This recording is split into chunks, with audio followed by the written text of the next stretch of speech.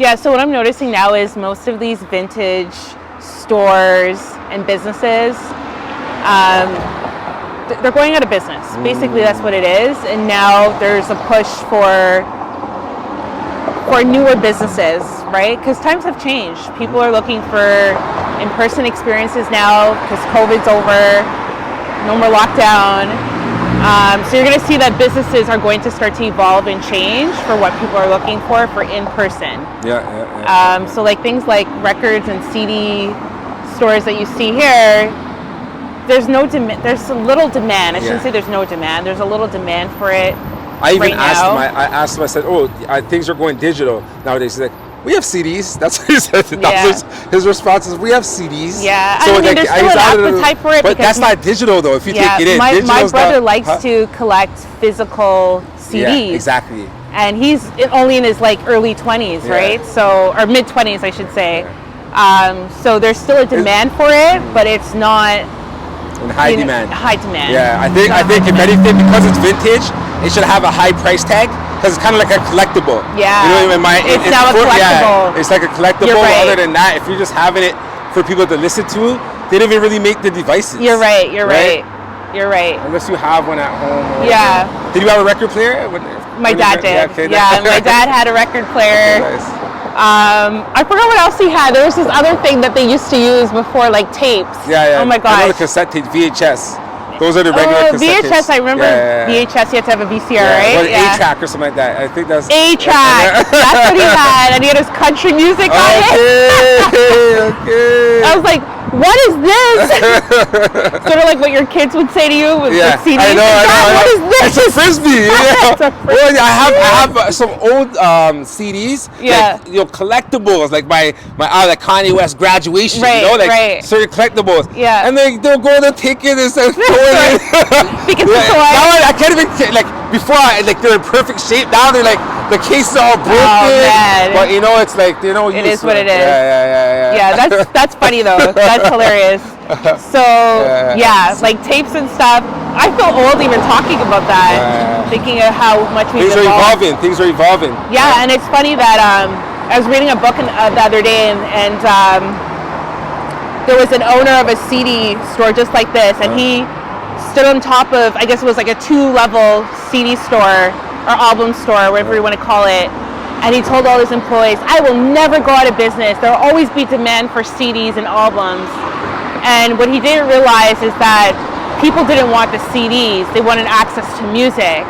So now we have things such as Spotify, right? We have Apple Music. All we really wanted was access to music, not the actual physical CDs, right?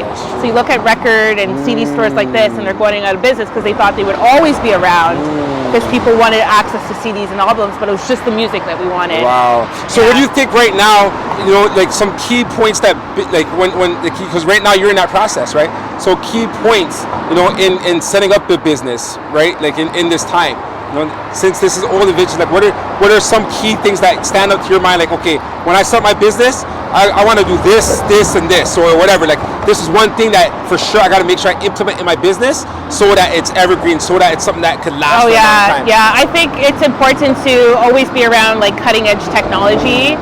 I like to think very innovative. I used to work for a really large corporation that always thought ahead of the times, right? And they were quick to implement the new technologies, test it out. If it didn't work, okay, we don't go to market with it, right? But you always have to be at the forefront when it comes to technologies and just try it.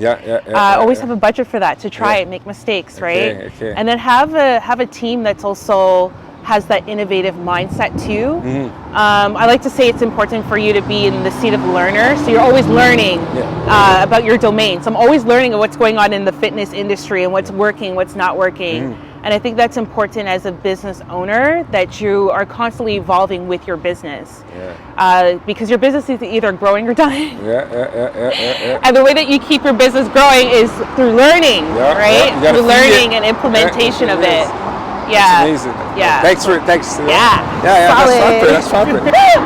No, it's good. No, it's real though. It's our turn now. I know. Yeah. I shouldn't say that. This is your business here? It's not mine. I just work here, and I saw you looking good, so I was like, yo, I sell custom clothes and stuff like that. Okay, yeah, proper. So I work for Sir Missouri. Okay. Okay. Sir Missouri. Okay. I'm Cameron. Yeah. This is for you. We do women's wear as well. Okay. Now, we're actually the official suit provider of the coaches, NHL coaches. So myself, I got to design all the Leafs coaches this year. Okay. So that was pretty sweet. Okay. Unfortunately, they did do really well because you look good, you feel good, you perform better, right? So I was like, yo, they're making it. They did far enough, man. We gotta give it up to them. Montreal at least. So. Okay.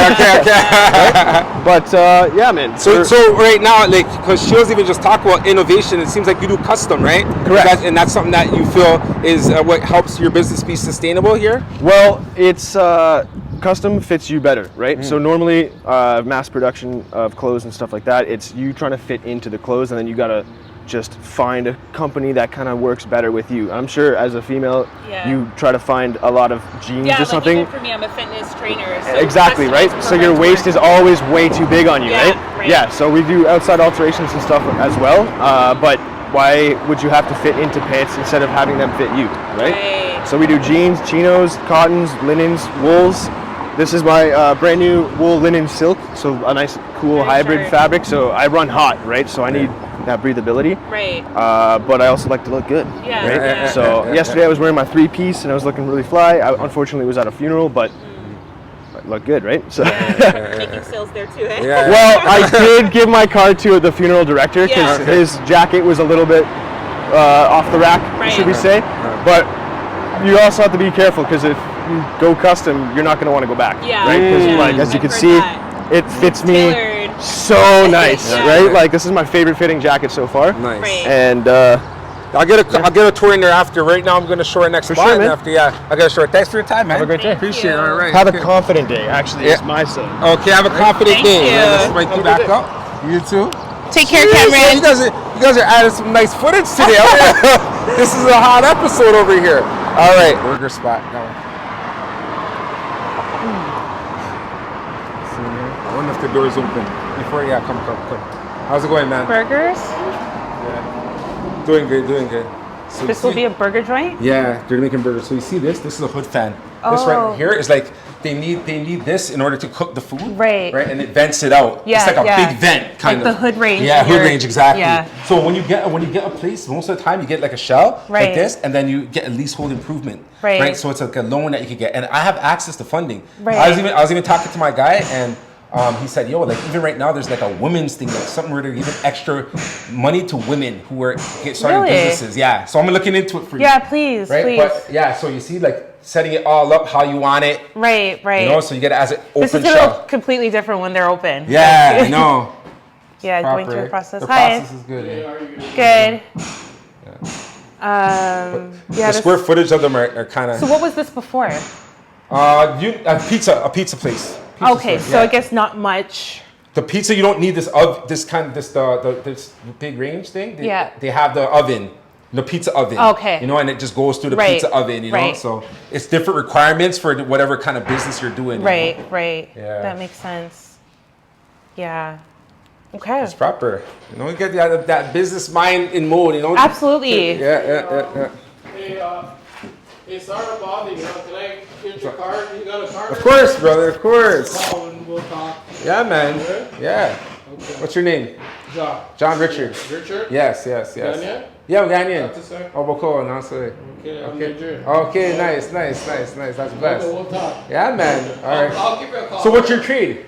I'm kind of like a little bit of everything. We kind of, I work for Build Angle. Okay, nice. So we kind of just hand the keys over. We pretty much start from the shell to finish. Okay. We do a lot of Fat Bastards. We do a lot of Shelby Shawarma. I think we've probably done all the locations. Okay. Maybe about 20 locations. Chuck's Roadhouse. Nice. Oh, so you guys are like specialized with restaurants and stuff? Restaurants. Okay. Could you renovate a fitness studio? Could do anything. Okay.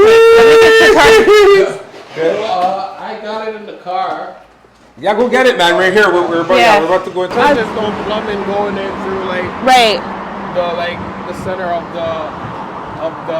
the facility, right? Right. You might just have plumbing and maybe just in the washroom. A washroom. Right? So Yeah. you think of like a big open area. Exactly. Yeah. You see my vision. Straightforward. Okay, so where's your card? No, yeah, you got it. You put it in your thing. Oh, that's what I put it in my bag. Okay, sorry. I thought it was putting. Whose card is this? You then? did it unconsciously. You're just like, yo, I'm ready to go. And This is your card. Okay. What's your name? John? Okay. Nice and easy. Okay, I'll remember that. Yeah, So I'll contact you. So is it you and your team, or Yeah. or I can hire you by yourself? You can hire. I'm Igbo. Okay. Are you Igbo? Sure. No, honestly, I did 23andMe and it said I was Ibu, so. The roots, you know, the roots. Yeah, for sure. I'm claiming it. I'm claiming Yeah, it. of course, I'm your of people, course. right? Yeah, you can call them. We'll talk and we'll. Okay, for sure. Yeah, no, it's going to be an exciting project, so hopefully I can get you in. Rachel.